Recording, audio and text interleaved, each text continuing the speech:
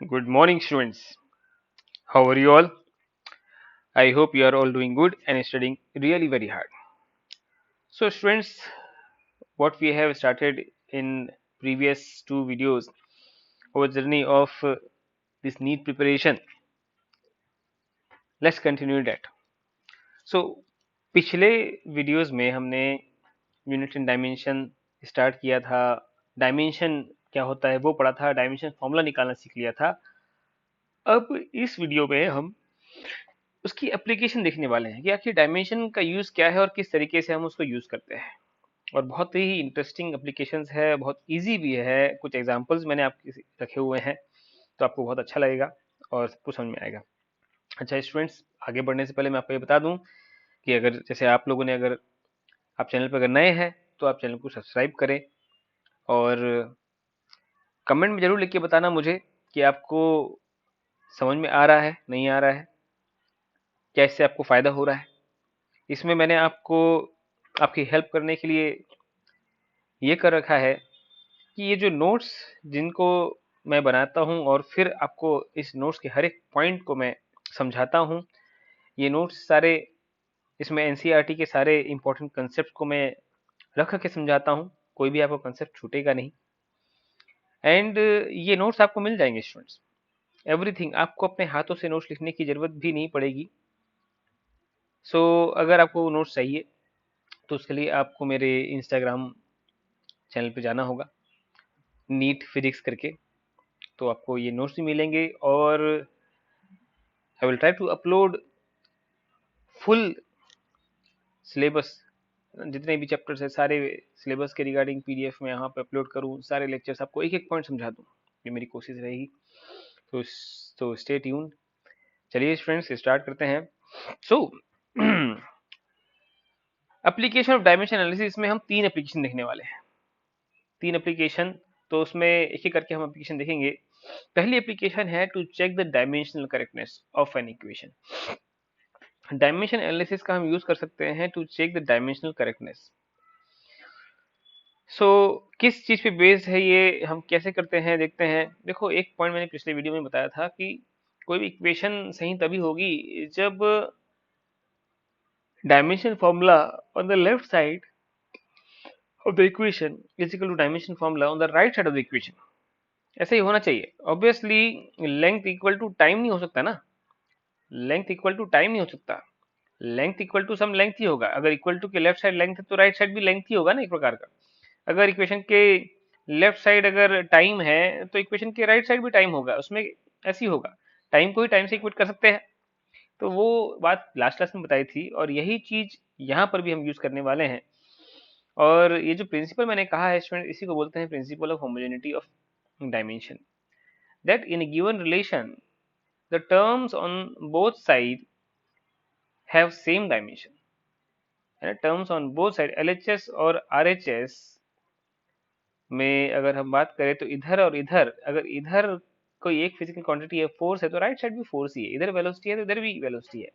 सो dimension formula इधर और इधर सेम होना चाहिए, बात इतनी सी है। सो रिलेशन इज डायमेंशनली करेक्ट तभी होगा, और इसी को बोलते हैं principle of homogeneity of equation. साथ ही साथ इसमें एक और बात समझ में आना आपको चाहिए कि जितनी भी एडिटिव टर्म्स होती है, all additive terms must have same dimension formula. देखो स्टूडेंट्स, 1 सेकेंड प्लस 1 मीटर क्या कुछ देगा? क्या ये कुछ सिग्निफिकेंस रखता है 1 सेकेंड प्लस 1 मीटर? नहीं। हाँ, 1 सेकेंड प्लस 2 सेकेंड, यस, ये 3 सेकेंड होता है। और 1 मीटर प्लस 2 मीटर 3 मीटर होता है। ये सही है, ये सही है, लेकिन ये गलत है कि नहीं? इसका कोई मतलब नहीं है। तो आप समझ गए कि only same type of physical quantity can be added और subtracted. Only same type of physical quantity can be added और सब्ट्रैक्टेड। क्या बात समझ में? तो यहीं पे कहा है कि all the additive terms must have same dimension formula. तो इसी बात को हम आगे लेते हुए चलते हैं। तो पहला, हम ये जो इक्वेशन है pressure is equal to rho g h, इसकी हम डायमेंशनल करेक्टनेस देखते हैं। तो इधर से प्रेशर लिखा हुआ है ना, और इधर जो भी लिखा है वो भी प्रेशर ही होना चाहिए। मतलब dimension on left hand side should be equal to dimension on the right hand side. So dimension formula of pressure students क्या होता है, अब मैं आपको सॉल्व कर बताता हूँ। प्रेशर का डायमेंशन अगर आपने देखा होगा, फोर्स अपॉन एरिया तो ml-1 t-2 ये होता है। तो राइट हैंड साइड भी जब मैं फाइनली डायमेंशन फॉर्मूला निकालूंगा तो वो यही आना चाहिए। बात इतनी सी है, यहाँ किया भी हुआ ऑलरेडी, लेकिन मैं भी करके बताऊंगा। जैसे रो जी एच को देखना है ना, तो dimension formula of rho g h, तो आप क्या करोगे, रो कितना है ml-3 और जी कितना है तो lt-2, और h क्या है, h एक हाइट मतलब लेंथ ही तो है, मेजर ऑफ लेंथ, ये भी l आ जाएगा मल्टीप्लिकेशन में। सो आप देख रहे हो यहाँ पे स्टूडेंट्स, ये एल क्यूब है यहाँ पे और ये एल एल स्क्वायर, तो मैं देख रहा हूँ कि ml-1 बच गया और t-2 बच गया। बस स्टूडेंट्स ये हो गया सॉल्व। तो आप समझ गए किस तरीके से हमने इसको सॉल्व कर लिया, ये था। तो इसी तरीके से स्टूडेंट्स आप देखना, यहाँ पे मैं आपको और भी, जैसे ये लाइक, और ये time period is equal to 2 pi under root k/m। अगर आपको फॉर्मूला याद होगा तो आप तो वैसे ही समझ गए होंगे कि ये डायमेंशनली इनकरेक्ट है, लेकिन आप इसको प्रूव भी तो कर दें। यहाँ k क्या होता है स्टूडेंट्स, फोर्स कांस्टेंट। अगर आपको ये पता ना हो, फोर्स कांस्टेंट मतलब जो स्प्रिंग कांस्टेंट होता है। Force is equal to k into x लिखते हैं हम, तो k is equal to F by x आ जाता है। ये जो लिखा हुआ है ऊपर, ये क्या है, फोर्स है, और नीचे क्या लिखा हुआ है, एक प्रकार से लेंथ लिखी हुई है। तो यहाँ से k का अगर डायमेंशन फॉर्मूला निकालना है तो k का डायमेंशन फॉर्मूला कितना हो गया, ऊपर फोर्स हो गया ml-t-2 डिवाइड बाय लेंथ, ये कैंसिल होके क्या आ गया, k का डायमेंशन फॉर्मूला, यहाँ से mt-2 आ गया ये। तो ये आपको ध्यान रखना है कि भाई k का डायमेंशनल फॉर्मूला होता है mt-2। सो देख लेते हैं स्टूडेंट्स, यहाँ पे देखो, इधर तो ये क्या लिखा है, टाइम पीरियड लिखा हुआ है। अपन को राइट साइड चेक करना है, तो राइट साइड √k/m। इनफैक्ट मैं अब यहाँ पे हमने फॉर्मूला निकाल लिया है, सोल्यूशन जो बना हुआ है उसी की मदद लेते हैं ताकि समय भी हमको कम लगे। चलिए, सो देखो यहाँ पे RHS में क्या है, k/m की पावर हाफ है, ठीक। k की जगह लिखूंगा मैं अभी, जैसे हमने निकाला mt-2, तो नीचे m ऑलरेडी पड़ा हुआ है, ये कैंसिल होने वाले हैं, अकेला t की पावर -2 बचेगा, और आप जानते हो पावर ऐड हो जाती है, तो -2 इंटू 1/2 होगा यहाँ पे। तो आप देख रहे हो -2 इंटू 1/2 कितना आ गया, -1 आ गया। सो ऑब्वियसली फाइनली टी की पावर -1 आना चाहिए था, तो टी की पावर -1 आ गया ना। और इधर क्या है, टी है, यहाँ डायमेंशन टी है लेफ्ट हैंड साइड, और इधर टी की पावर -1 आ गया, मतलब ये डायमेंशनली इनकरेक्ट इक्वेशन है, बात खत्म। हाँ, लेकिन सही फॉर्मूला क्या होता है, 2 पाई अंडर रूट m/k होता है। ऐसे ही student kinetic energy is equal to mv², आप जानते हो काइनेटिक एनर्जी का फॉर्मूला क्या होता है, हाफ mv², है ना। तो आपको दिख ही रहा है कि वैसे तो डायमेंशनली करेक्ट आना है, लेकिन चेक कर लेते हैं। काइनेटिक एनर्जी एक एनर्जी है, एनर्जी का डायमेंशन क्या होता है, ml²t-2। क्या लिखते हैं अपन, फोर्स इंटू डिस्टेंस करते हैं। तो फोर्स आप जानते हो कि ml-t-2 होता है, क्या होता है, ml-t-2, और उसमें आपने एक l और लगा दिया, तो ये क्या हो जाएगा, ऑब्वियसली ये यही बन जाएगा। क्या बात को समझे आप, ml²t-2। अब देखना ये है क्या, इधर भी वही आता है ऑब्वियसली। वेलोसिटी क्या है, वेलोसिटी lt-1 है ना, मीटर पर सेकेंड। तो आप देखोगे ये m का तो मास हो गया, lt-1 ये वेलोसिटी का डायमेंशन फॉर्मूला हो गया, उसका स्क्वायर करना है, तो ऑब्वियसली ml²t-2 आएगा। हम देख रहे हैं डायमेंशनली तो इनकरेक्ट है, डायमेंशनली इनकरेक्ट है, लेकिन क्या वाकई में करेक्ट है, नहीं।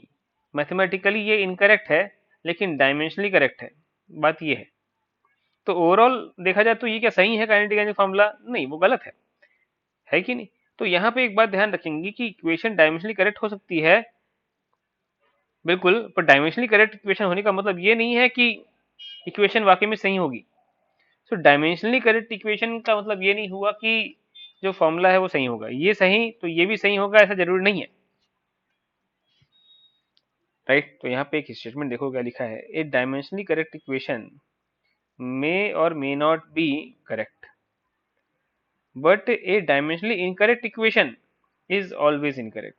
मतलब बात ये है कि डायमेंशनली करेक्ट है तो ये इक्वेशन करेक्ट होगी, ये जरूरी नहीं, हो भी सकती है और नहीं भी हो सकती है, दोनों पॉसिबल है। लेकिन इस केस में तो ये गलत है, हमें पता ही हाफ एम वी स्क्वायर होता है। बट कोई इक्वेशन डायमेंशनली इनकरेक्ट है, यहाँ पे ये क्या है, ये डायमेंशनली ही इनकरेक्ट है, ये कभी सही हो सकती ही नहीं है, बात ये है। ये नोट को ध्यान रखेंगे। अब हम आते हैं हमारे सेकंड एप्लीकेशन पे, conversion of unit from one system to another. हम आराम से एक सिस्टम ऑफ यूनिट से दूसरे सिस्टम ऑफ यूनिट में बदल सकते हैं। देखो, ये किस चीज पे बेस्ड है, तो बात ये है कि कोई भी फिजिकल क्वांटिटी हो, कोई भी फिजिकल क्वांटिटी हो, वो चेंज नहीं होती। कोई भी फिजिकल क्वांटिटी थोड़ी ना बदल जाएगी आप एक सिस्टम से दूसरे सिस्टम में चले जाओगे। तो देखो यहाँ पे क्या बोलना चाहता हूँ, सपोज कोई अपने लेंथ, आपके पास कोई रॉड होगी, उसकी लेंथ को मेजर किया। अब उसकी लेंथ को मेजर किया तो सपोज लेंथ 5 मीटर आ गई। अब अगर मैं उसको सेंटीमीटर में लिख देता हूँ 500 सेंटीमीटर, या उसको मैं मिलीमीटर में ले देता हूँ, तो क्या उससे लेंथ ऑफ द रॉड बदल जाएगी? क्या जो रॉड है उसकी लेंथ बदल जाएगी क्या? नहीं। तो फिजिकल क्वांटिटी नहीं बदलती है। सो यही है इसका मेन फंडा। This is based on the fact that a physical quantity will remain same whatever the system of unit is used to express it। आपने सीजी सिस्टम लिया है, एमके सिस्टम लिया है, या कोई आपने नया सिस्टम बना लिया है जिसमें उसकी यूनिट्स अलग अलग है, तो कोई भी सिस्टम आपने बना लिया हो, फिजिकल क्वांटिटी चेंज नहीं होती है। और जब आप इस तरीके से लिखते हो ना कोई भी फिजिकल क्वांटिटी को, जैसे length is equal to 5 metre, तो आप जब भी लिखते हो तो फिजिकल क्वांटिटी को एक्सप्रेस करने के लिए आपको दो चीज चाहिए होती है। एक तो यूनिट, और यूनिट की कितनी क्वांटिटी लग गई, ये है यूनिट मीटर, और उस यूनिट की कितनी क्वांटिटी लग गई। ये वही बात हो गई स्टूडेंट्स की, एक रस्सी नापनी थी। पुराने जमाने में हम ये देखते थे ना, रस्सी नापने के लिए हाथ का यूज करते थे कि भाई 1 हाथ 2 हाथ 3 हाथ। तो क्या कर रहे हैं, ऐसे ऐसे 1 हाथ 2 हाथ 3 हाथ 4 हाथ 5 हाथ। तो उन्होंने क्या अंदाजा लगाया कि एक रस्सी जो है ये 5 हाथ के बराबर है, तो इस रस्सी को नापने के लिए कितने हाथ लग गए, 5 हाथ लग गए। तो उन्होंने ये क्या है, इसको उन्होंने एक यूनिट बोल दिया। एक हाथ उनका क्या हो गया, एक यूनिट हो गया। और ऐसी ऐसी कितनी यूनिट्स लग गई इस रस्सी को नापने के लिए, पूरी 5 यूनिट लग गई। तो मैं लेंथ क्या बोलने वाला हूँ, लेंथ बोलूंगा 5 हैंड। यही तो फंडा है। तो यहाँ पे क्या है कि जब भी आप एक फिजिकल क्वांटिटी को रिप्रेजेंट करते हो, तो ध्यान रखने वाली बात यह है कि उसमें होता है यूनिट, और कितने, उसमें यूनिट के कितने, कितनी क्वांटिटी लग गई, उसको हम न्यूमेरिकल वैल्यू भी बोलते हैं। सो हमेशा हम देखेंगे न्यूमेरिकल वैल्यू और यूनिट का प्रोडक्ट। न्यूमेरिकल वैल्यू ये अब देखो आपने, अब सेंटीमीटर एक छोटी यूनिट है भाई, हमें पता है 1 मीटर से 1 सेंटीमीटर 100 टाइम छोटा होता है कि नहीं? तो फिर न्यूमेरिकल वैल्यू 500 टाइम्स बढ़ जाएगी। ऐसे ही होगा भाई, इसी लेंथ के अंदर कितने सेंटीमीटर लग जाएंगे, 500 सेंटीमीटर। तो हमेशा हम ये देखते हैं कि न्यूमेरिकल वैल्यू और उसकी यूनिट का प्रोडक्ट, न्यूमेरिकल वैल्यू और उसकी यूनिट का प्रोडक्ट N3 U3, ये सब हमेशा क्या होते हैं, बराबर। N1 U1 is equal to N2 U2 is equal to N3 U3, ये होता है। क्या बात को समझे? हमेशा ये रहने वाला है, या आप उसको इस तरीके से कह सकते हो कि N×U is equal to constant. Numerical value और जो यूनिट है उसकी, उसका प्रोडक्ट हमेशा कांस्टेंट रहने वाला है। और फाइनली मैं ये कह सकता हूँ कि n is inversely proportional to u, right. मतलब यूनिट बढ़ेगी, अगर आपने यूनिट बड़ी रखी है तो फिर न्यूमेरिकल वैल्यू कम हो जाएगी। जैसे आपने 1 मीटर यूनिट रखी, तो आप देखें कि 1 मीटर के कितने यूनिट लग गए, 5, है ना। तो अगर आपने सपोज सेंटीमीटर रख लिया यूनिट, तो सेंटीमीटर तो बहुत छोटा है। वो जो रॉड है, उस रॉड की लेंथ को मेजर करने के लिए हमें ऐसी 500 सेंटीमीटर के बराबर यूनिट लग जाएगी ना, तो नंबर न्यूमेरिकल वैल्यू बढ़ जाती है। तो bigger the unit, smaller is the, bigger the unit, यहाँ पे मैं इसको ठीक कर लेता हूँ, bigger the unit smaller is the what, numerical value. ध्यान रखेंगे स्टूडेंट्स ये वाली बात। इसको आप भी ठीक कर लेना। सो फाइनली अब मैं आ रहा हूँ कि सॉल्व कैसे करना है क्वेश्चन को। If so if a quantity is represented by M की पावर ए, मतलब कोई भी हो क्वांटिटी, ये फिजिकल क्वांटिटी है, तो फिजिकल क्वांटिटी का ये डायमेंशन फॉर्म लिख दिया। सपोज ये फोर्स हो सकता था, तो फोर्स का डायमेंशन फॉर्मूला हो जाता एम, कितना होता है M L T minus two. तो यहाँ पे आप देख रहे हो कि m की पावर क्या है, वन है, तो a कितना हो गया, वन हो गया। यहाँ पे b की पावर भी कितनी है, वन है, समझ रहे हो आप। l की पावर भी कितनी है, वन।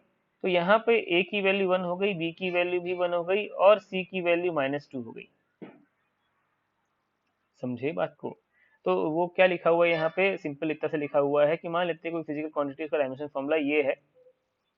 तो अब देखो किस तरीके से कन्वर्जन ऑफ यूनिट होगा सिस्टम वन में और सिस्टम टू में। अब देख रहे हो कि हमें पता है n one u one is equal to N two u two हमेशा रहना ही है।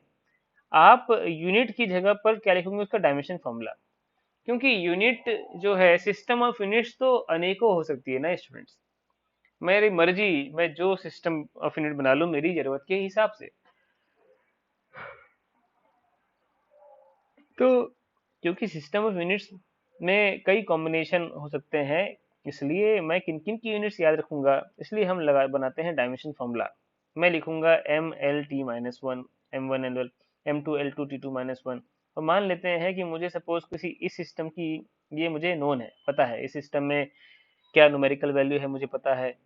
इस सिस्टम में नहीं पता, तो हम क्या करेंगे, n two is equal to इस तरीके से लिख देंगे।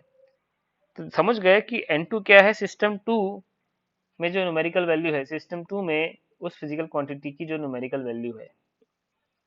सिमिलरली M2 क्या है, M2 है कुल मिला के M2 L2 और T2, ये सब क्या है, ये सब है unit of mass length and time in that system. उस सिस्टम में उन्होंने एक यूनिट मास किसको माना है, एक केजी को माना है कि एक ग्राम को माना है या एक टन को माना है, वो उनको पता है ना। उनने उन अपने सिस्टम में एक यूनिट ऑफ लेंथ किसको माना है, भैया एक यूनिट ऑफ लेंथ एक मीटर को मानते हैं कि एक फुट को मानते हैं। वो सबका अलग अलग हो सकता है कि नहीं हो सकता है, वैसी बात हो गई। तो सिमिलरली यही सब बातें यहाँ पर भी है। तो अब हम क्या है एग्जाम्पल के थ्रू समझेंगे। देखो क्वेश्चन इतना सा है कि एक्सप्रेस करो वन जूल को सीजी सिस्टम में, means one joule is equal to कितना सीजीएस यूनिट, ये पूछ जा रहा है। One joule is equal to कितना सीजीएस यूनिट्स, ये है क्वेश्चन।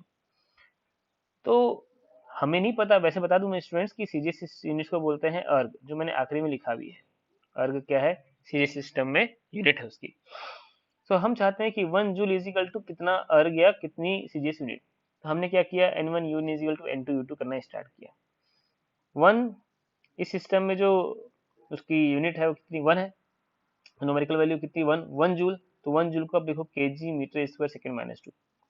अभी मैंने एमएलटी का यूज नहीं किया क्योंकि मुझे पता है ना ये सिस्टम ऐसा सिस्टम है। ऐसा सिस्टम में वन यूनिट मास की यूनिट क्या है उसका नाम पता है मुझे, वन यूनिट ऑफ लेंथ क्या है मुझे नाम पता है, मीटर, इसलिए मैंने लिख दिया। मुझे सीरीज सिस्टम की पूरी जानकारी है कि वहां पे वन यूनिट ऑफ मास को ग्राम बोलते हैं, वन यूनिट ऑफ मास को सेंटीमीटर बोलते हैं।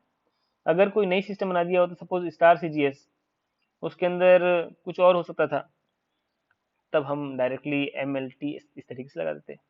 तो अब यहाँ पे देखो मैंने कहा कि one joule is equal to suppose n gram centimetre square second minus two, यही तो लिखा है। तो अब देखोगे वन केजी को, अब यहाँ से एन है ना, तो एन को एक तरफ रखो, बाकी सबको दे ले आओ। तो ये केजी के नीचे क्या आने वाला है, ग्राम, ये यहाँ पे, राइट। ये जो मीटर स्क्वायर है उसके नीचे आने वाला है यहाँ पे सेंटीमीटर स्क्वायर, इस तरीके से।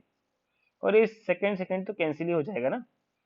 तो फाइनली देखोगे कि ये कितना होगा, ये तो 10 की पावर 3 ग्राम नहीं है, ग्राम से ग्राम कैंसिल होने वाला है ना। तो ये हो जाएगा 10 की पावर 3, इसको काट दिया, तो काटो इसको जरा, 10 की पावर 3 कर दो, इनको काटो 10 की पावर 2 कर दो, और उसकी उसका भी स्क्वायर है ये, कुछ बात समझ रहे।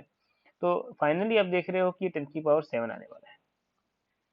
सो one joule is equal to कितना आया, 10 की पावर 7 सीजीएस यूनिट। या आज के बाद हम याद रख लेंगे कि one joule is equal to 10 की पावर 7 अर्ग। सही बात, ऐसे। अब देखो एक और क्वेश्चन है, वैसे मैं चाहूंगा कि आपको अब समझ में आ चुका है तो आप फटाफट खुद ही करो सॉल्व। ये कह रहे हैं convert one newton into dyne, one newton into dyne. तो आप कैसे कर सकते हो 1 न्यूटन को डाइन में? डाइन क्या है? सीजीएस यूनिट, जैसे यहाँ पे अर्ग होता है ना, सीजीएस यूनिट को अर्ग बोलते हैं, वैसे ही सीजीएस यूनिट ऑफ फोर्स को बोलते हैं डाइन। डायन नहीं, डाइन। सो अब यहाँ से आओ, डायमेंशन फॉर्मूला फोर्स का कितना होता है? m1l1t-2, right. अब आपको जिस सिस्टम में न्यूमेरिकल वैल्यू निकालनी है उसमें आपने n2 बोल रखा है। तो एक्चुअली 1 न्यूटन मतलब kg metre second minus 2 is equal to n2।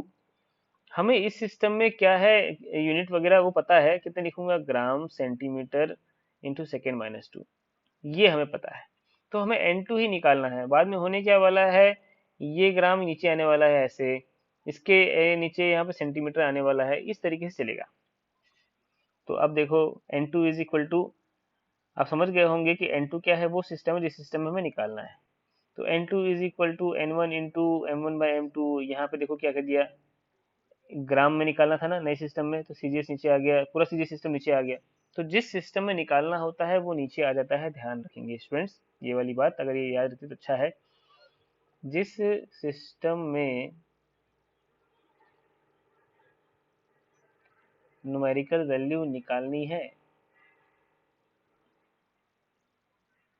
वो डिनोमिनेटर में होता है। ये अपन को अगर याद रहे तो कोई दिक्कत नहीं, डिनोमिनेटर में होता है, सिंपल। अब एक और ऐसी क्वेश्चन और है, अगर आप चाहो तो आप खुद कर लो, देख लो। देखो ये बोल रहे हैं कि 0.5 सेंटीमीटर, क्या है, 0.5 ग्राम पर सेंटीमीटर स्क्वायर जो है उसको आपको बदलना है, एक मिनट सॉरी, ये क्वेश्चन यहीं पे हो गया। आपको उसको ऐसे सिस्टम में कन्वर्ट करना है, मतलब ऐसे सिस्टम मतलब केजी पर मीटर क्यूब में कन्वर्ट करना है। तो अब देखो, आप समझ गए कि नीचे क्या आने वाला है। अब यहाँ पे हम कन्वर्ट करना चाह रहे हैं ऐसे सिस्टम में, तो हमें न्यूमेरिकल वैल्यू किस सिस्टम में चाहिए, हमें चाहिए numerical value S I system में। तो ऐसे सिस्टम डिनोमिनेटर में आने वाला है। आपको पता होना चाहिए डायमेंशन फार्मूला क्या होता है, ml-3 डेंसिटी का। बस मैं इतनी सी चीज का यूज करूंगा स्टूडेंट्स।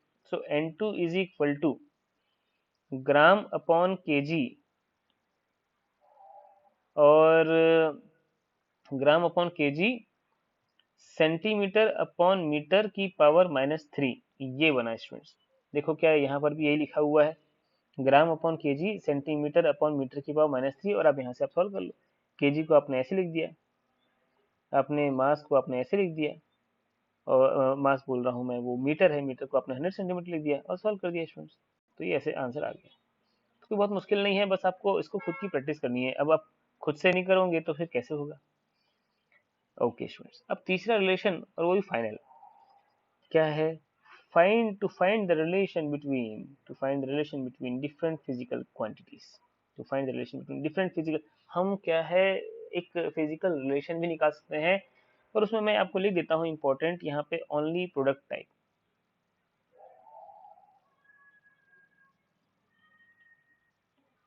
ओनली प्रोडक्ट टाइप, वो बताऊंगा मैं धीमे धीमे, आपको समझ में आ जाएगा कैसे। यहाँ पर हम क्या फंडा यूज करते हैं भाई, यहाँ पर हम स्टिल जो प्रिंसिपल ऑफ होमोजेनिटी है उसी का यूज करते हैं, कि जो लेफ्ट हैंड साइड है और राइट हैंड साइड है, दोनों तरफ डायमेंशन फॉर्मूला सेम होना चाहिए। राइट हैंड साइड, दोनों जगह डायमेंशन फॉर्मूला सेम होगा, left hand side is equal to right hand side, बस। ओके स्टूडेंट, चलो देखते हैं। तो यहाँ पे एक क्वेश्चन है और क्वेश्चन की तरफ हम समझते हैं। क्वेश्चन दिया हुआ है, it is known that the time of revolution of satellite around the अर्थ, मतलब ये टाइम पीरियड की बात कर रहा है, हमें सिर्फ इससे मतलब है, पूरी कहानी से नहीं। Time period of revolution of satellite around the earth depends on universal gravitational constant G, ठीक, mass of earth m, and the radius of circular orbit. और हमसे बोला गया है find expression for t using dimension analysis. ध्यान देना student, जितनी भी कहानी लिखी है इन सबसे आपको कोई मतलब नहीं, आपको मतलब होना चाहिए कौन कौन सी फिजिकल क्वांटिटी इन्वॉल्व है। हमें मतलब है टाइम से, हमें मतलब है जी से, मतलब ये और ये चार फिजिकल क्वांटिटी है जो आपस में रिलेट कर रही है, ये और ये, बस हमें इनमें रिलेशन निकालना है, दैट्स इट। तो रिलेशन निकालने का तरीका सिंपल सादा, कि आप क्या करो, किसका एक्सप्रेशन चाहिए, टी का चाहिए, तो आप टी प्रोपोर्शनल टू लिखना स्टार्ट करो। That suppose that time period is proportional to, आप लिखोगे, मैं यहाँ पे एक लाइन लिख के बताता हूँ स्टूडेंट्स, कहोगे आप time period is proportional to suppose G की power A and mass of earth की power B and the radius की पावर सी, इस तरीके से। और फिर आप क्या करोगे, आपको पता है ये डायमेंशन फॉर्मूला तो लेफ्ट हैंड साइड और राइट हैंड साइड सेम होना चाहिए। एक बात और स्टूडेंट्स, यहाँ पे जो प्रोपोर्शनलिटी, जैसे प्रोपोर्शनल साइन को हटाऊंगा तो एक प्रोपोर्शनलिटी कांस्टेंट भी आएगा जो आप सब लोगों के दिमाग में आ रहा होगा। सपोज के टाइम्स यहाँ पे जी की पावर ए, एम की पावर बी और आर की पावर सी है। हमेशा ये जो कांस्टेंट आता है ना स्टूडेंट्स, ये कांस्टेंट डायमेंशनलेस होता है, मतलब इसका डायमेंशन फॉर्मूला 1 होगा हमेशा। कांस्टेंट जो आएगा प्रोपोर्शनलिटी कांस्टेंट, वो हमेशा डायमेंशनलेस होगा।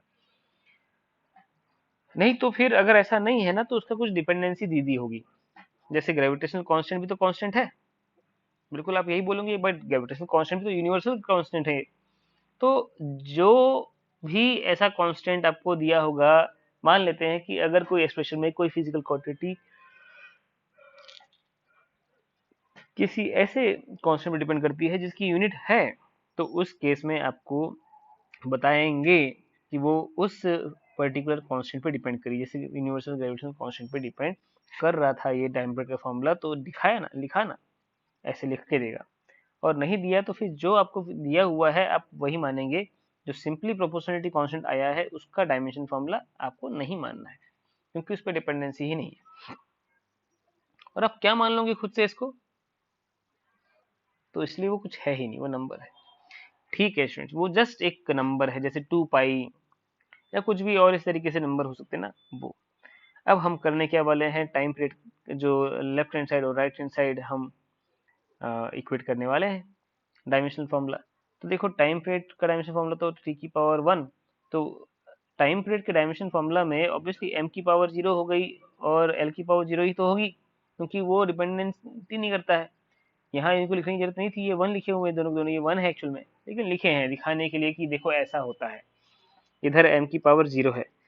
जी, अब देखो जी का डायमेंशन फॉर्मूला मैंने आपको पहले भी निकाल के बताया है, आपको पता होना चाहिए, force is equal to G m1 m2 by r square से आप जी का डायमेंशन फॉर्मूला निकाल सकते हो, एंड आई एक्सपेक्ट दैट कि आप लोग सबको आता है। तो जी का डायमेंशन फॉर्मूला आपने लिखा, ठीक है। और ऑब्वियसली जब आप लिख रहे हो तो वो जब डायमेंशन फॉर्मूला आप लिखोगे वैसे तो ये M L cube T minus 2, लेकिन ऊपर जो है ए लिखा हुआ है ना, जब आप ब्रैकेट में पावर ए है तो ऑब्वियसली वो m की पावर a हो जाएगा, वो l की पावर 3a हो जाएगा और वो t की पावर -2a हो जाएगा, तो इसलिए वो ऐसा लिखा हुआ है, right now.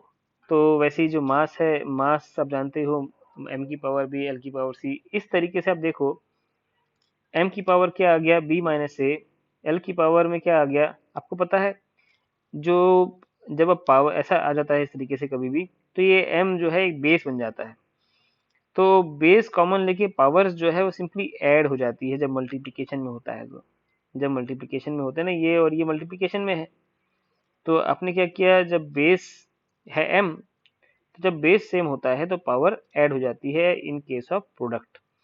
So -a plus b, ये आना ही था। फिर और कहाँ पे ऐसा होने वाला है, देखो l और l सेम है तो l की पावर 3a प्लस ca होना ही था, और अकेला m जो है, और कौन बच गया यहाँ पे, टी अकेला बच गया, तो ठीक है। पर अच्छी बात है, टी अकेला बच गया तो इधर टी की पावर क्या है, 1 है, यहाँ पे टी की पावर -2 है, दोनों को तो सेम होना पड़ेगा, तो 1 इज इक्वल टू -2a कर दिया और आपका आंसर आ गया, a is equal to half. इसके बाद तो स्टूडेंट्स आपको क्या करना है, बस पावर कंपेयर करना है। अब इधर देखो l की पावर इधर क्या है, 0 है ना, तो राइट हैंड साइड भी l की पावर क्या होना चाहिए, 0 होना चाहिए, मतलब ये c प्लस 3a जो है वो 0 होना चाहिए, तो c प्लस 3a 0 किया कि नहीं किया। यहाँ पे m की पावर क्या है, 0 है, तो राइट हैंड साइड भी m की पावर क्या होना चाहिए, 0, मतलब b माइनस ए जो है वो 0 ही होगा, इसलिए स्टूडेंट देखो b माइनस ए को 0 कर दिया। तो ऐसे ही किया जाता है, बड़ा सिंपल है, और बाद में सबको एक साथ रख दिया, तो आप देख रहे हो कि ये टाइम पीरियड कैसा इस फॉर्म में आ गया। और एक्चुअल एक्सप्रेशन क्या होता है स्टूडेंट, एक्चुअल एक्सप्रेशन होता है time period is equal to 2 pi under root r by g m. तो आप देख रहे हो डायमेंशन फॉर्मूला में ये जो कांस्टेंट है यहाँ पे 2 पाई, ये कांस्टेंट नजर नहीं आया। तो ये एक लिमिटेशन हो गई इस डायमेंशन एनालिसिस की कि constant can not be determined. Constant जो है ये डिटरमाइन नहीं किए जा सकते, कैन नॉट बी डिटरमाइंड। ये एक लिमिटेशन हो गई इसकी। वैसे स्टूडेंट्स सेम क्वेश्चन पूछने के और भी तरीके हैं। जैसे मैं एग्जांपल के लिए आपको ये क्वेश्चन दिया हूं कि time period of an oscillating water bubble depends on pressure, density, energy. मतलब एक टाइम पीरियड की बात कर रहा है। टाइम पीरियड डिपेंड किस किस पे कर रहा है? प्रेशर पे, डेंसिटी पे, एनर्जी पे। और आपसे क्वेश्चन ने पूछने के दो तरीके हैं। या तो आपसे पूछ सकता है find the expression for time period, जो कि पिछले बार किया था आपने, है ना, पिछले क्वेश्चन में। और दूसरा तरीके से पूछ सकता है कि relation between temperature, pressure, density, जितने भी ये चार फिजिकल क्वांटिटी है ना स्टूडेंट्स, एक है टी, राइट, टी है, प्रेशर है, डेंसिटी है, एनर्जी है, चार फिजिकल क्वांटिटी है। तो चारों फिजिकल क्वांटिटी पे डिपेंडेंसी कैसी होगी, ये बात ध्यान। तो ये दो तरीके से पूछा जा सकता है, करना दोनों में सेम ही है। आप क्या करोगे, कोई एक फिजिकल क्वांटिटी, आप कोई एक फिजिकल क्वांटिटी लोगे और सीधे time period is proportional to pressure की पावर अल्फा, डेंसिटी की पावर बीटा, इन एनर्जी की पावर गामा, आपने सीधे काम किया। फिर आपको पता ही है जो कांस्टेंट आने वाला है, ये कांस्टेंट का कोई डायमेंशन होगा क्या? नहीं। डायमेंशन फार्मूला ऑफ कांस्टेंट क्या होने वाला है? 1। डायमेंशन फार्मूला ऑफ कांस्टेंट वो 1 ही होगा, मतलब m की पावर 0, l की पावर 0, t की पावर 0। बस अब तो क्या रह गया, अब तो डायमेंशन फार्मूला बराबर करने हैं लेफ्ट हैंड साइड और राइट हैंड साइड। तो इधर तो क्या आएगा, t की पावर 1 आएगा बस। प्रेशर का डायमेंशन फार्मूला आपको पता ही है, ml-1 t-2 लिख दिया आपने, उसकी पावर अल्फा है। ml-3 की पावर बीटा है। ml स्क्वायर एनर्जी आपको पता ही है, ml स्क्वायर t-2 की पावर गामा। आपने सब कुछ अलग कर दिया। अभी मैंने आपको समझाया कि जो बेस होता है वो कॉमन कर लेना चाहिए। तो यहाँ पे देख रहे हो कि m की पावर अल्फा है, m की पावर बीटा है और m की पावर ही गामा भी है। तो m के साथ कितना आ गया, m की power alpha beta plus gamma, right. और यहाँ पे आप देखोगे l की पावर माइनस अल्फा है और l की पावर माइनस बी, मतलब l l l 3 बार है, इनकी पावर सिंपली ऐड हो जाने वाली है, -3 alpha minus beta plus gamma. Similarly यहाँ पे टाइम और टाइम सेम बेस है, तो ये -2 अल्फा और -2 ये रहेगा, राइट, इस तरीके से। So alpha plus beta plus gamma is equal to 0। अब क्या कर देना है, कंपेयर करना है भाई, इधर साइड जो m की पावर 0 है तो इधर भी m की पावर 0 रहना चाहिए। आपने लिख दिया ये इक्वेशन। यहाँ पे l की पावर 0 है तो इधर भी l की पावर टोटल 0 ही रहेगी, मतलब माइनस अल्फा प्लस इतना जो है वो 0 हो गया। सिमिलरली यहाँ पर भी आपने वही किया। और स्टूडेंट इसके बाद तो मैथमेटिक्स कैलकुलेशन है वो मैंने लिख दिया है उसमें, बट फिर भी। और क्वेश्चन को इस तरीके से पूछा जा सकता है कि सेम टाइप के क्वेश्चन करना एक ही चीज है। Suppose force, velocity, time are taken as fundamental quantities. हाँ, कंफ्यूज नहीं होना स्टूडेंट, क्वेश्चन को पढ़ लो। क्या कह दिया उनने, फोर्स, वेलोसिटी और टाइम, इनको उनने फंडामेंटल क्वांटिटीज मान लिया है। ठीक है भैया। और पूछ रहे हैं डायमेंशन ऑफ एनर्जी, मतलब वो फाइनली यही बोल रहे हैं, find the relation between energy, force, velocity and time. Find the relation between energy, force, velocity and time, वो यही पूछ रहे हैं, वो कुछ और पूछ ही नहीं रहे हैं। तो अभी तो हमने किया ऐसा, ठीक। अब वो क्या डायमेंशंस ऑफ एनर्जी पूछ रहे हैं ना, तो आप यहाँ से स्टार्ट कर दो। एनर्जी प्रोपोर्शनल टू, क्या बोलोगे आप, फोर्स की पावर ए बोल दोगे, आप वेलोसिटी की पावर बी बोल दोगे और टाइम की पावर सी बोल दोगे। एक कांस्टेंट जरूर आएगा स्टूडेंट्स, आपको पता है, ये जब प्रोपोर्शनलिटी साइन हटाओगे तो एक कांस्टेंट जरूर आएगा, लेकिन उस कांस्टेंट क्या होता है, वो डायमेंशनलेस होता है। तो आपको सिंपल सी बात है, जब ये इक्वेशन बन गई है तो आप लिखोगे dimension formula on the left side of the equation is equal dimension formula on the right side of the equation. Again आप फोर्स की जगह पे लिखोगे M L T minus two L T minus one T such that, right. और आपको करना क्या है, आप कंपेयर करोगे तो m की पावर a आ गया, अपने सारे l l जो है कॉमन कर लिए, a प्लस बी आ गया, t t t 3 जगह था तो इसलिए -2a -b और ये c, ये सब मिला के -2a -b प्लस c आ गया। अब आपको करना ही क्या है, अब आपको पावर कंपेयर करनी है। अब देख रहे हो कि m की पावर यहाँ पे 1 है ना, m की पावर क्या है यहाँ पे 1 है, तो आप ये कंपेयर कर लो, m की पावर 1 m की पावर b, कितना a की वैल्यू सीधे 1 ही आ गई। अब आप और चीज देख लो, l की पावर यहाँ पे 2 है, यहाँ पे l की पावर a प्लस बी है, तो ऑब्वियसली a प्लस बी 2 के बराबर है। फिर आप यहाँ देखो कि ये -2 है t की पावर, यहाँ पे -2 b प्लस c है, तो आपको ये दिखेगा स्टूडेंट्स ये। सो फाइनली आप देख रहे हो कि ये सबके सब 1 ही आ गए, और आपका जो फॉर्मूला कितना हो गया, k टाइम्स वी टी। ये क्या है, ये एक कांस्टेंट है, बस ये कांस्टेंट है वो तो, और उसकी जो वैल्यू होगी वो एक्सपेरिमेंटली ही डिटरमाइन कर सकते हैं, और कुछ तरीका नहीं है। ये एक लिमिटेशन है इसकी। मैंने शुरुआत में आपको कहा था प्रोडक्ट टाइप। देखो स्टूडेंट, जैसे इक्वेशन आपने पहले भी देखी देखी होगी, s is equal to u t plus half a t square. तो यूजिंग डायमेंशन एनालिसिस, या तो मैं s is equal to u t निकाल सकता हूँ, क्योंकि ये आपस में प्रोडक्ट में डिपेंड कर रहे हैं, या तो मैं s is equal to half a t square निकाल सकता हूँ, और कुछ नहीं। या तो मैं s is equal to u t निकाल सकता हूँ, या तो मैं s is equal to half a t square निकाल सकता हूँ। समझे बात को? लेकिन मैं ये प्लस साइन वाला अगर आ जाएगा ना तो नहीं निकाल पाऊंगा, यही एक लिमिटेशन है। तो आई थिंक बात को समझे होंगे, ओनली प्रोडक्ट टाइप कहने का क्या मतलब है। हाँ, डायमेंशंस, कुछ बातें और जो इम्पोर्टेंट है कि आपको कुछ मैथमेटिकल फंक्शन है उसकी डायमेंशन फॉर्मूला निकालते आना चाहिए। देखो स्टूडेंट्स, यहाँ पे जैसे आप डिफरेंशिएट करते हो कभी, है ना, तो डिफरेंशिएट करते हो तो उस केस में कोई भी क्वांटिटी को आप डिफरेंशिएट कर रहे हो तो उसकी डायमेंशन फॉर्मूले पे क्या फर्क पड़ेगा। फॉर एग्जांपल, आप वेलोसिटी है, आपको पता है वेलोसिटी डायमेंशन फॉर्मूला क्या होता है, एल टी माइनस 1 होता है। लेकिन अगर आपने इसको टाइम के साथ डिफरेंशिएट कर दिया तो आपने किया क्या है। वैसे आपको पता है कि ये क्या होता है, एक्सेलरेशन होता है, और आप साफ साफ लिख दोगे ये हो जाएगा एल टी माइनस 2 मीटर पर सेकेंड स्क्वायर।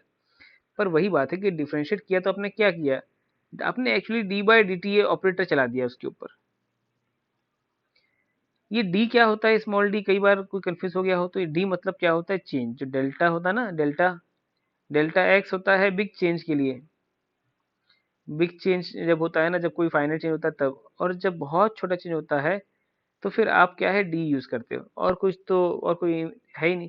तो डी क्या है, एक मैथमेटिकल ऑपरेटर है वो, उससे कोई घबराने की जरूरत नहीं है, वो डेल्टा के समान है। तो आप जानते हो कि चेंज इन टाइम और टाइम दोनों का तो डायमेंशन फॉर्मूला सेम ही होगा ना, चेंज इन टाइम और टाइम। बस बिल्कुल सही बात है। तो आपने क्या किया है, change in velocity upon change in time कर दिया ना,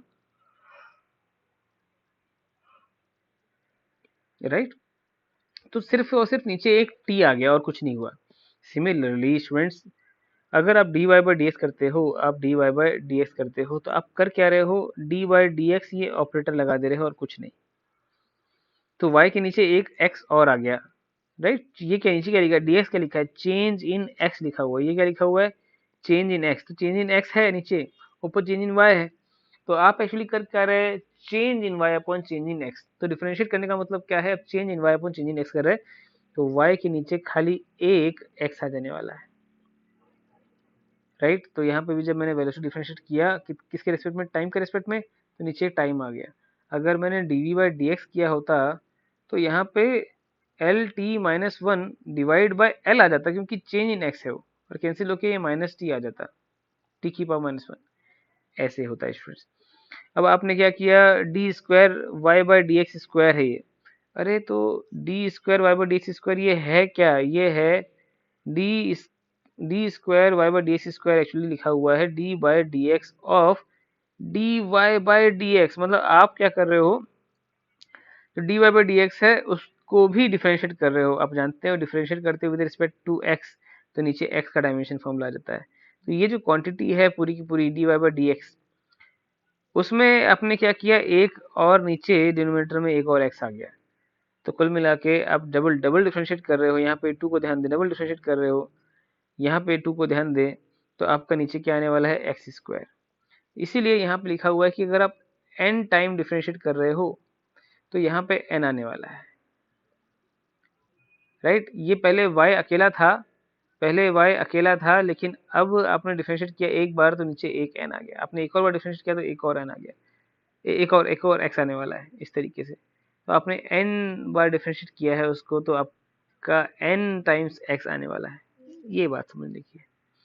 और सिमिलरली स्टूडेंट्स, अब इंटीग्रेट करते हो ना, तो इंटीग्रेट कर रहे हो तो आप देखो, जैसे सपोज मैं यहाँ मिटा रहा हूँ इसको, है ना, ये चीज मिटा रहा हूँ।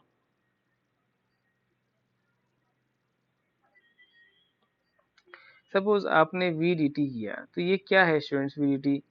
ये तो वेलोसिटी है ना। वेलोसिटी का आप टाइम इंटीग्रल निकाल रहे हो तो आप क्या लिखते हो? आप integration of v d t क्या होता है? ये होता है स्टूडेंट डिस्प्लेसमेंट। अगर आप समझ सकते हो तो v को क्या लिखते हो? D x by d T, और ये डी टी डी कैंसिल होकर आप देख रहे हो ये डी एक्स ही आ गया। क्या आ गया? वो डी एक्स ही आ गया। सो क्या कहना चाहते हैं, जब आप वी डी एक्स करते हो तो आप क्या कर रहे हो? एक्चुअल में वेलोसिटी जो है उसमें टाइम का मल्टीप्लाई कर रहे हो। आप क्या कर रहे हो? वेलोसिटी में टाइम का मल्टीप्लाई कर रहे हो। तो वेलोसिटी क्या था? एल टी माइनस वन था, और आपने एक टाइम का, भाई ये क्या लिखा हुआ है? चेंज इन टाइम में तो लिखा हुआ है। ये क्या लिखा हुआ है? Change in time. तो आपने क्या किया? वेलोसिटी को चेंज इन टाइम से मल्टीप्लाई कर दिया, बस खत्म बात। इस तरीके से तो आप ध्यान रखेंगे कि आप जब डिफ्रेंशिएट करते हो, तो नीचे आप जिस चीज से भी डिफ्रेंशिएट करते हो उसका डायमेंशन फॉर्म नीचे आ जाता है। और जब आप इंटीग्रेट करते हो तो जिस चीज के रेस्पेक्ट में आप इंटीग्रेट कर रहे हो आप उसको मल्टीप्लाई करते हो, उसका डायमेंशन फॉर्मूला मल्टीप्लाई कर देते हो। तो ये स्टूडेंट्स आप समझ सकते हो ये सब क्या है? D x by d T. तो एक्स क्या है? डिस्प्लेसमेंट है। तो इसका डायमेंशन फॉर्मूला क्या होने वाला है? ऊपर तो एक्स रहेगा ही, है ना, ऊपर तो एक्स जो है वो तो रहेगा ही रहेगा, डिवाइड बाय नीचे एक टाइम भी आ गया है। तो फाइनली ये एल टी माइनस वन आ गया। क्या बात को समझे? और यहाँ पे अगर देखो mass into acceleration, m into d square x by d t square. अब यहाँ पे देखो डबल बार डिफरेंशिएट किया ना, तो एल डिवाइड बाई क्या आने वाला है? टी स्क्वायर नीचे वाला। दो बार डिफरेंशिएट किया टाइम के रेस्पेक्ट में, नीचे दो बार आएगा। अब यहाँ पे वेलोसिटी है एल टी माइनस वन, ये मैं बता चुका हूँ, ऊपर टी से मल्टीप्लाई हो गया। एक्सलेशन क्या होता है? एल टी माइनस टू, तो आपका यहाँ पे टी आ गया। आपने टाइम डी टी से मल्टीप्लाई किया ना, तो डी टी क्या है? Change in time. आप बात को समझ गए होंगे। मैंने आंसर भी लिखे हुए थे यहाँ पे, उसको हम बाद में मिटा देंगे। चलो मिटा देते हैं अभी, इसको रख के क्या करना है। फाइनली स्टूडेंट्स, आपने पूरा कर लिया है डायमेंशन एनालिसिस चैप्टर, कॉन्ग्रेचुलेशंस।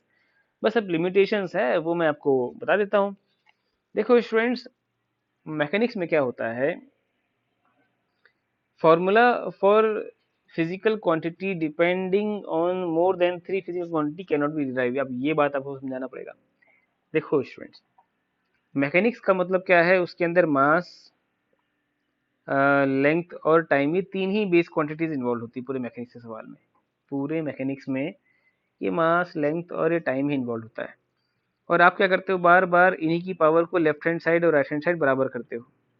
तो अब जैसे इमेजिन करो, आप अगर मैकेनिक्स के अंदर हो और सपोज कोई मान लेते हैं, मैं एग्जांपल के तौर पर बताता हूँ, कोई टाइम पीरियड है।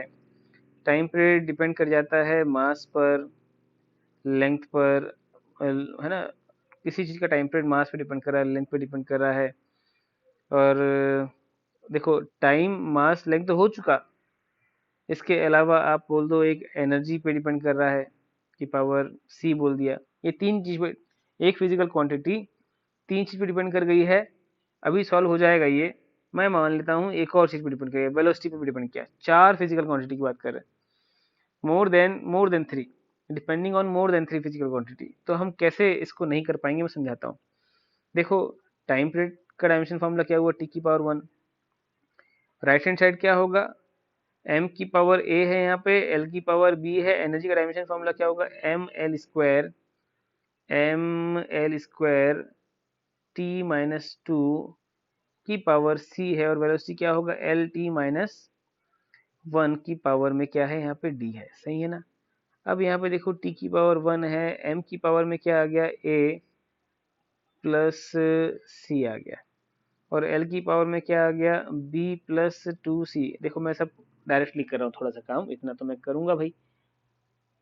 और प्लस डी, क्योंकि ये जो एल के बेसिस है ना, यहाँ पे ये एल, यहाँ पे भी एल है, यहाँ पे भी एल है, इसलिए मैंने कर दिया। और क्या है स्टूडेंट्स? टी, टी यहाँ पे भी टी है और यहाँ पे भी टी है, तो मैं फाइनल लिखता हूँ टी की पावर माइनस टू सी और माइनस डी। अब फाइनली समझते हैं बात को। कि हमेशा जब हम इसको सॉल्व करने जाएंगे तो हमें दिक्कत क्या आने वाली है। कितने वेरिएबल्स है स्टूडेंट्स? 4 वेरिएबल है, a b c d, 4 unknown है ना। और इक्वेशन कितनी बनने वाली है? यहाँ पे m की पावर 0 है, यहाँ पे l की पावर 0 है, तो मैं लिखूंगा, देखो m की पावर क्योंकि 0 है तो a प्लस सी 0 होगा, बहुत बढ़िया। l की power b plus 2c plus d is equal to 0 है, ठीक। और एक और इक्वेशन बन रही है यहाँ पे कितनी? Minus 2c minus d is equal to 0। तो हमारे पास 3 इक्वेशन बन रही है, इसके अलावा कोई और बन सकती है क्या? नहीं।